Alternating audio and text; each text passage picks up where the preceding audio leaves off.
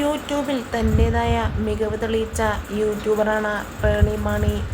യൂട്യൂബിൽ മാത്രമല്ല, സിനിമാ രംഗത്തും ഇൻ്റർവ്യൂയായും അതുപോലെ തന്നെ എല്ലാ രംഗത്തും വളരെയധികം സജീവമായി മാറിയ പേളി ഇന്ന് നിരവധി മലയാളികൾക്കാണ് മോട്ടിവേഷൻ നൽകി തൻ്റെ ജീവിതം നല്ല രീതിയിൽ തന്നെ മുന്നോട്ട് പോകുന്നത്.